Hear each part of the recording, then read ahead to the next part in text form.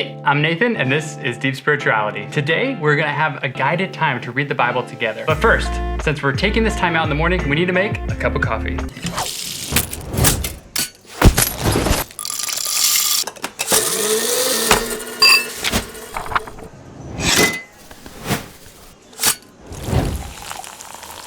Now that we're sufficiently caffeinated, let's begin. First thing we want to do is make sure we have a Bible translation that is accessible for us. For me, if I don't understand it, or if it fails to capture my attention, or even if it lacks clarity, and if I end up walking away without any idea of the meaning, then the Word of God has no effect. So make sure you choose a translation that is accessible to you. Today, I'm reading the Amplified translation because everything is better amplified. Secondly, make sure you have the items needed to help you reflect and retain. I have a journal and a pen.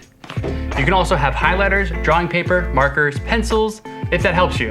As we dive in, a part of my process is make sure I create sacred space, and then I'll read through the Bible the first time, read through the chapter the first time, and then I'll read through it a second time as well, where I'm highlighting, I'm underlining things, and then I like to reflect and respond, because essentially, God's speaking to me, I want to respond to what He has to say.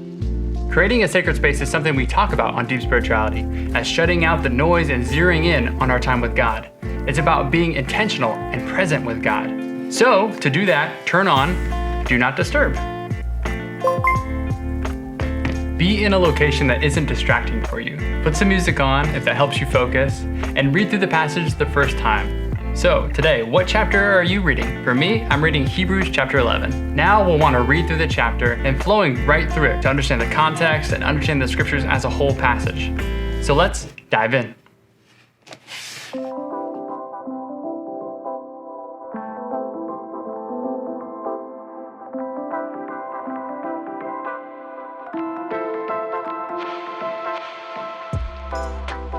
So now we can read through the same chapter again, but this time highlighting and underlining the scriptures that are meaningful to you, sparking thoughts that come to mind and especially elicit emotional reactions to what you're reading. Let's go ahead and do that right now.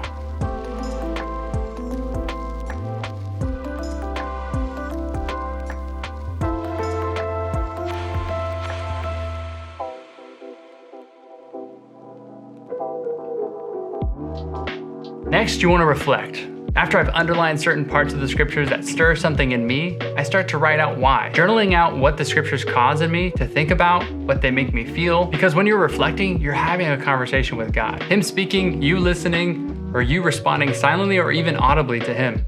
You don't just want to fulfill a duty. Don't be afraid to write out your questions that come to mind and then journal a response. Usually it'll take me 10 minutes to respond to the scriptures I've chosen to write out. And today, reading Hebrews chapter 11, it was actually verse 6 that really kind of hit me. In Hebrews chapter 11, verse 6, in the Amplified, it says, "But without faith it is impossible to walk with and please Him, for whoever comes near to God must necessarily believe that God exists and that He rewards those who earnestly and diligently seek Him." And that hit me because throughout the chapter, it talked about walking with God and pleasing Him. And that's not something I always think about or is in the forefront of my mind.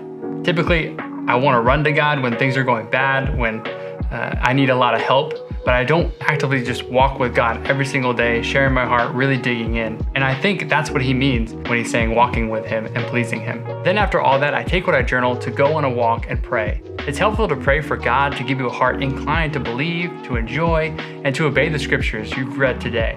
Don't forget to ask for the power to obey those things in scriptures which feel overwhelming or impossible. Later in the day, take some time to share with a family member or a trusted friend what you're learning about God and yourself while you've read the Bible this morning. And with that, take a moment to like the video today and subscribe to the Deep Spirituality YouTube channel. It actually helps when you do that. We'll see you next time. Peace.